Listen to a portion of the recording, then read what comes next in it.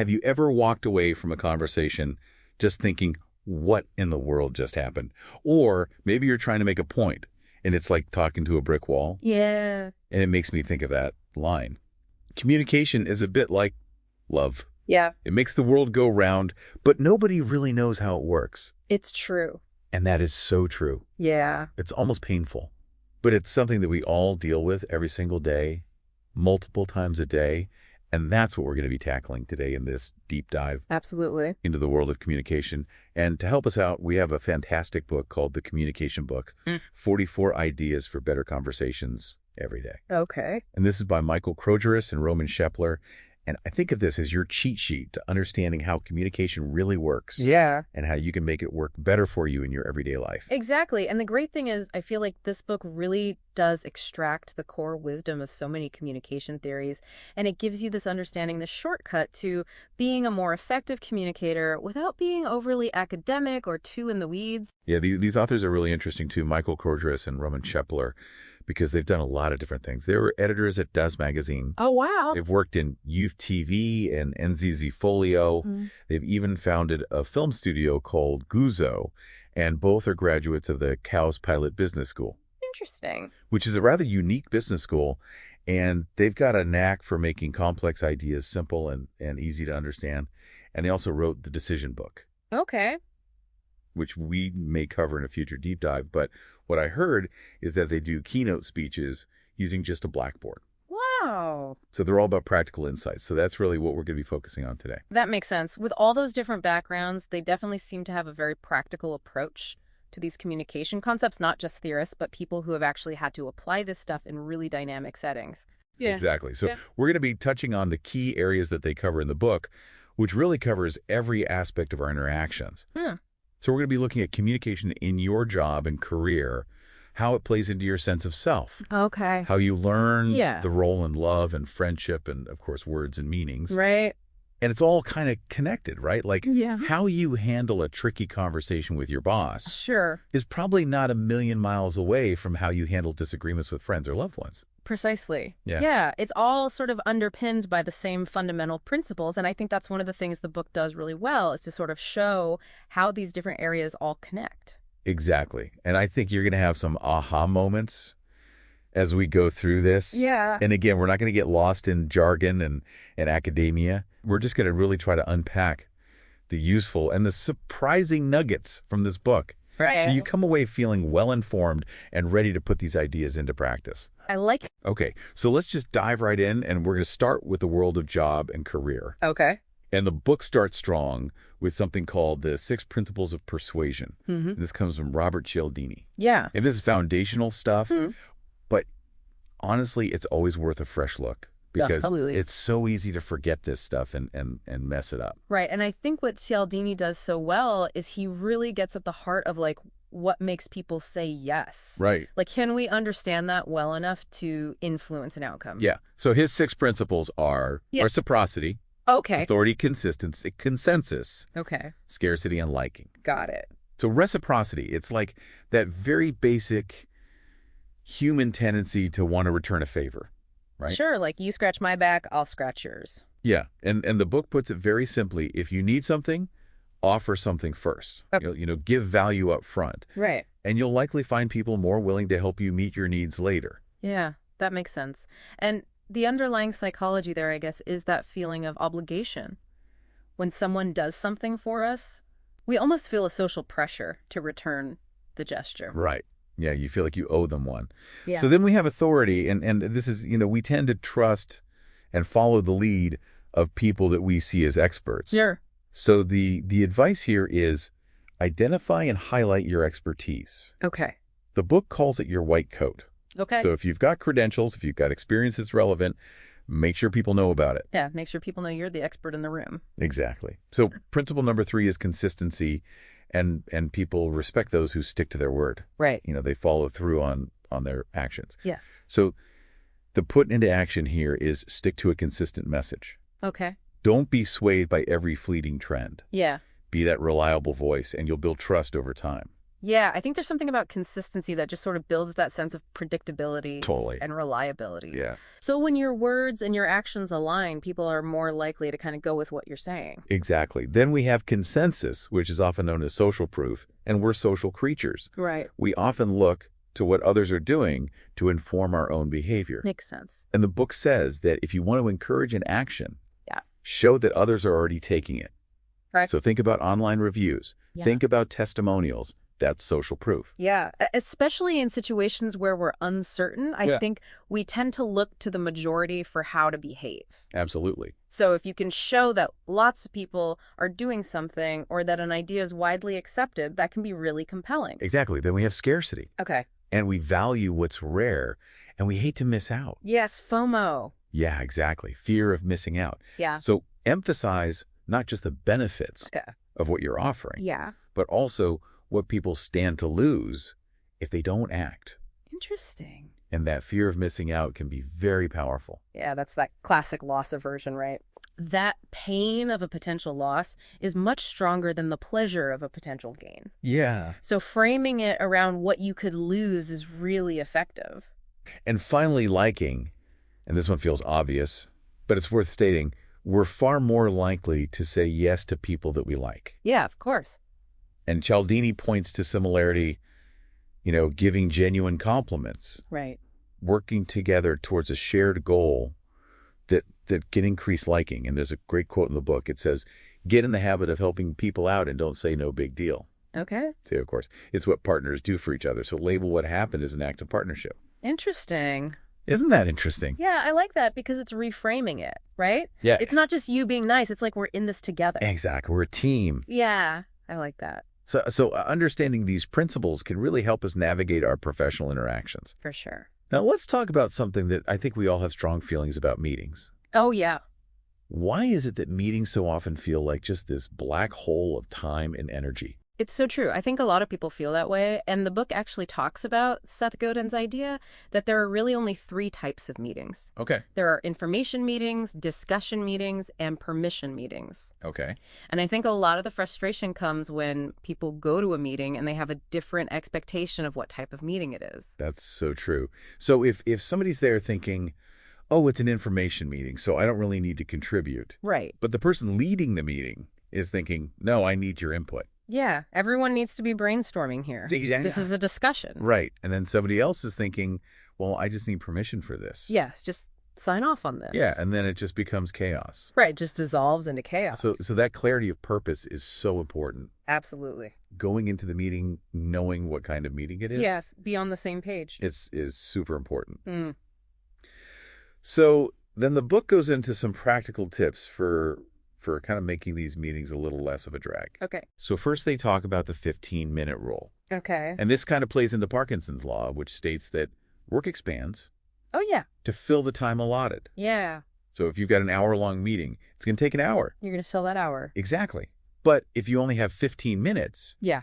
you're going to get to the point. They're going to be much more efficient. Exactly. And considering that the average attention span is said to be somewhere between 10 and 18 minutes. Yeah, right. Setting a strict time limit, even using a timer, can really help. Yeah, I like that because it forces efficiency, right? Yeah. That time is limited and it encourages people to kind of get straight to the point. Absolutely. So then they talk about the question rule. Okay. And apparently there are 3 basic categories of questions that tend to come up in meetings. Okay. Comprehension, which is just making sure everybody understands. Right. Are we all on the same page? Exactly. Process support, which is, how are we going to do this? Yeah. How do we actually make this happen? Right. And then debate. Okay, let's argue about it. Yeah. So the key is to keep those separate. Got it. Start by making sure everybody understands. Right. Then figure out the how. Yeah. And then, if there needs to be a debate, have the debate. So it's like a structured approach to the conversation. Right. Prevents things from getting muddled up. Yes, exactly. Yeah, then there's the standing rule, and this one's kind of out there. Some companies, they actually hold their meetings standing up. What? Yeah, and apparently studies at Washington University Okay. have shown that standing can encourage enthusiasm, Wow. whereas sitting can breed a bit more skepticism. Really? So it's all about quicker decision-making.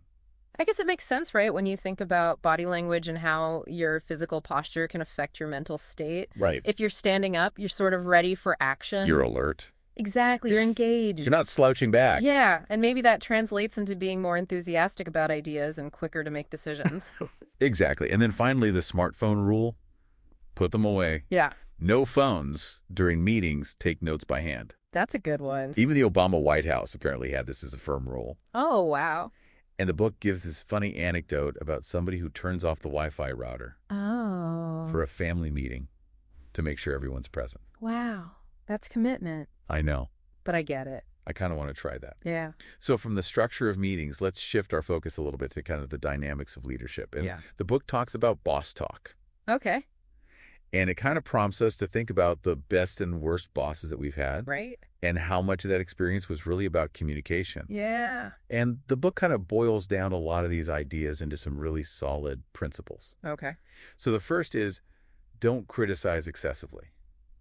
Focus on how to rebuild. Okay. And use we language. Okay. Especially when things haven't gone according to plan. Yeah. I think constructive criticism is always good, but if it's constant and purely negative, it just becomes really demotivating. Hello. So focusing on solutions and shared responsibility, especially when there are setbacks, is super important for morale. Absolutely. The second is give praise sparingly so that it actually means something. Okay, yeah. And avoid praising just expected behavior. I see. Because that kind of unintentionally lowers the bar. It does. Right. Yeah.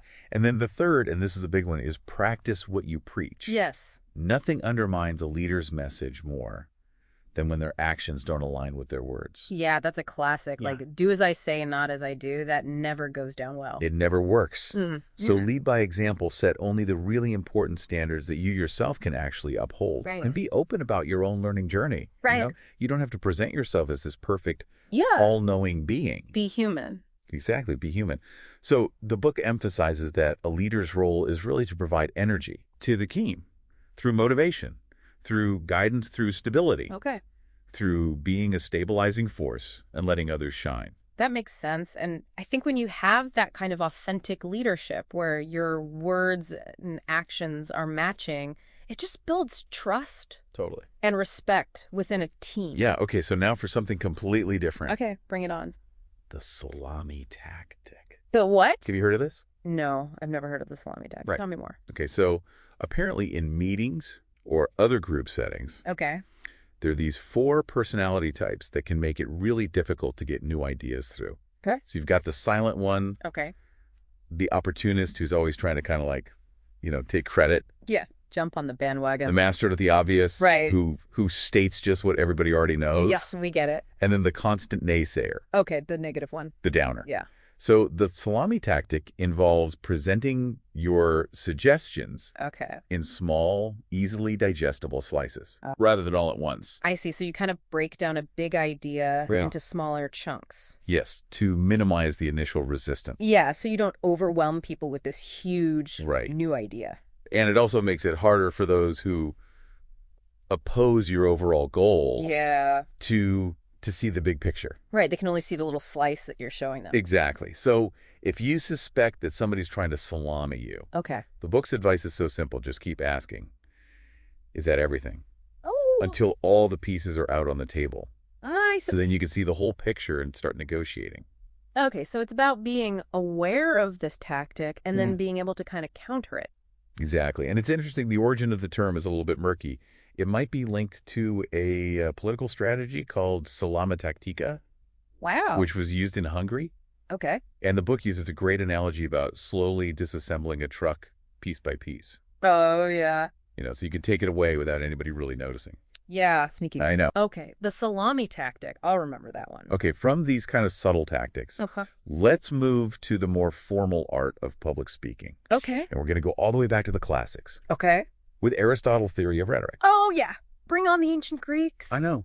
I love it. So Aristotle argued that a good speaker has to have 3 elements under control. Okay. The argument itself, the logos, Right. how they present themselves, the ethos, Okay. and how they connect with the audience's emotions, the pathos. Right. And it sounds a bit academic, Sure. but it's still so relevant. Oh, absolutely. These are still the fundamental pillars of persuasive communication. Totally. The logos, the logic, the ethos, like your credibility as a speaker. Right. And then the pathos, that emotional connection. Exactly. So important. And Aristotle also identified 3 main types of rhetoric. Okay. Judicials, which deals with the past. Think about a courtroom. Right. Epidictic, which is about praise or blame in the present. Okay. Think of like a eulogy. Yeah. And then deliberative, which is aiming to persuade action in the future, like a political speech. Right. Trying to get people to do something. Exactly. And he had this 5-point plan for delivering brilliant speeches. Okay. Which really just boils down to one key thing: preparation. Yeah. Meticulous preparation is absolutely essential. Makes sense. Preparation is key. Yeah, and it's interesting because Aristotle didn't just see rhetoric as this tool for winning arguments. Okay. He also saw it as an art form that could help people with good ideas, but maybe not such great speaking skills. Right. To present their case persuasively. Okay, so he was like the original TED Talk coach. Yes, exactly. I like that. So the book then outlines 6 really powerful rhetorical tools. Okay. Anaphora, which is the repetition of words or phrases. Okay. Inversion, which is reversing the usual word order to create a certain effect. Okay. Irony, obviously. Right. Rhetorical questions, analogies. And the book gives some examples of both effective and ineffective analogies. And then antithesis, which is presenting contrasting ideas. I see. So these can really add emphasis. Yeah. They create interest. Yeah. And they make your message much more memorable. Sure, and they can really resonate with an audience, make them feel something. Exactly. And for kind of more practical delivery tips, Okay. the book advises practicing your text by reading it aloud, Yeah. incorporating pauses strategically, Okay. making eye contact with the audience, Right. and breathing deeply. Good advice. Crucial stuff. And the ultimate goal of a good speech, the book says, Yeah. is to lead listeners to change their minds while making them feel like it was their own decision all along. Wow. Pretty high bar. That is a high bar. Right. It's really like the subtle art of persuasion, right? You're Yeah. guiding them towards your perspective, but they still feel like they have autonomy. Exactly. And now for the question of how do you take a potentially dry lecture or presentation and make it exciting? Okay, how do you do it? The book's answer is storytelling. Storytelling. It starts with that very classic Once Upon a Time. Right. And that hook and how it just triggers memories and grabs our attention. It's true. I mean, we all love stories, right? Yeah. From when we're kids. Totally. It's just ingrained in us. And there's a sociolinguist named William Labov who studied this. Okay. And his research suggests that our brains just have this strong positive association with stories. Right. So when we hear a story, it kind of lights up our brain. It does. And we become much more engaged and receptive to information. Exactly. So the book then goes into breaking down the classic fairy tale structure. Okay. You have the abstract, you have the orientation, Right. the complicating action resolution, evaluation coda. Yeah, all the different elements. And it suggests that we can actually structure lectures and presentations Interesting. in a similar way to keep the audience engaged. Yeah, because if you think about it, those classic structures are there for a reason. Totally. They keep us on the edge of our seats. Yeah. And even Aristotle understood the power of emotion and persuasion. Right. And then Walter Fisher's narrative paradigm Okay. took it even further Okay. and argued that people are often more persuaded by a good story Interesting. than by logical arguments. So it's not just about the facts. It's not How you present them. exactly.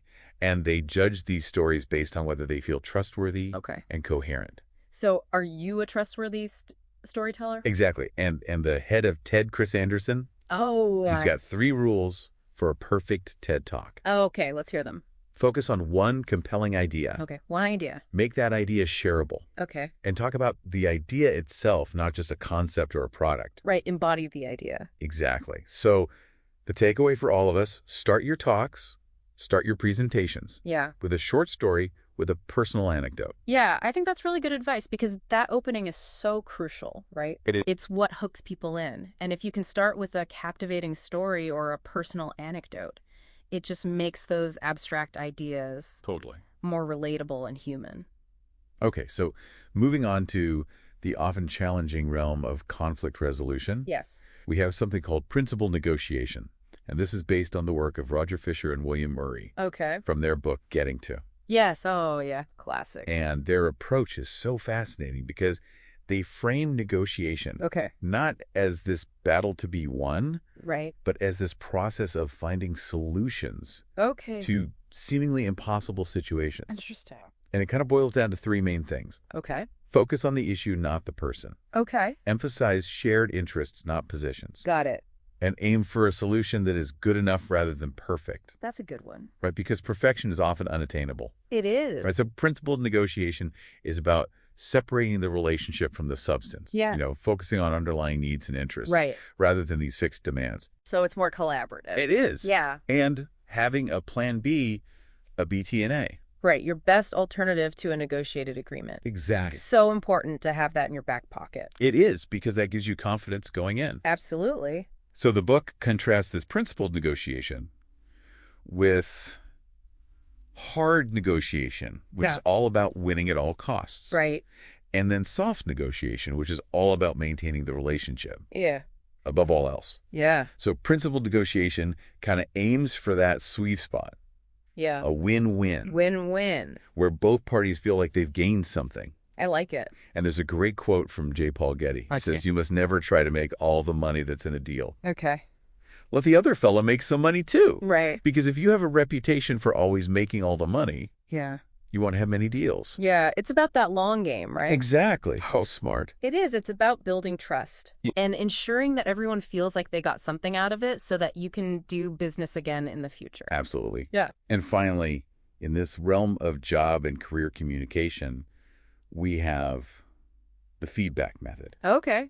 And giving and receiving feedback can be so tricky. It can be a minefield, right? Yeah, it really can, because you have harsh criticism, Yeah. which can be damaging. It totally shuts people down. But then you also have those overly vague compliments Right. that aren't helpful. Yeah. You did a good job. Yeah, great work. Doesn't really tell you anything. Exactly. So the book breaks it down along two axes. Okay. Is the feedback negative or is it positive? Okay. And is it constructive or destructive? Got it. So this creates these four quadrants. Okay. You have no, which is negative and destructive. Right. So just bad idea, no explanation. Just shut down. Yeah. And you have no because, Okay. which is negative but constructive. So you're telling them why it's wrong, and ideally you're giving them the correct answer? Exactly. Yeah. So it's negative, but it's helpful. Then you have, yeah, but, Oh, yeah, but. which starts positive, but then it kind of negates that positive with a criticism. Right. So it's like you did well, but actually you didn't. Right. And that can be so destructive. It is. And I think we've all been on the receiving end of a yeah, but. Yeah, but It feels like a backhanded compliment, right? Totally. Just like Well, you're trying to be nice, but then you just take it all away. yeah. And then finally, the holy grail, yes and. Yes. And tell me more about yes and. So this is an appreciative response that builds on what works. Okay. And this connects to a concept called appreciative inquiry, Okay. which is from a guy named David Cooper-Ryder. I see. And it's all about focusing on strengths. Right. So instead of focusing on what's wrong, Right. you focus on what's right and you build on that. Exactly. Yeah. So the book says, instead of asking, why is this idea bad? Yeah. Try asking, how can we make this idea better? I like that. That's such a good framing. It is, because it invites collaboration. Exactly. It's not about shooting that thing down. It's about how can we work together? Yeah. How can we work together to make this even better? Exactly. Okay, so from this world of job and career, let's shift gears completely Okay. Let's do it. to the world of self and knowledge. Self and knowledge. I like it. And the book starts by challenging a very common belief Okay. that group decisions are always superior. Interesting. And it introduces this concept called groupthink from a guy named Irving Janis. Groupthink. Okay. And his work is a little unsettling because he looked at historical fiascos, Okay. like the attack on Pearl Harbor Wow. and the escalation of the Vietnam War. Yeah. And he found this pattern Okay. of critical opinions being suppressed, Really? dissenting information being ignored Wow. within these groups that seem to be unified. So it's like this desire for group harmony Yeah. that actually ends up preventing people from speaking up. Exactly. And it's almost like, the more cohesive a group is, Yeah. the more dangerous it can be. Yeah, right, because you don't want to rock the boat. You don't want to be that person Exactly. who disagrees. Yeah, you just want to fit in. And it creates this sense of invulnerability. Right.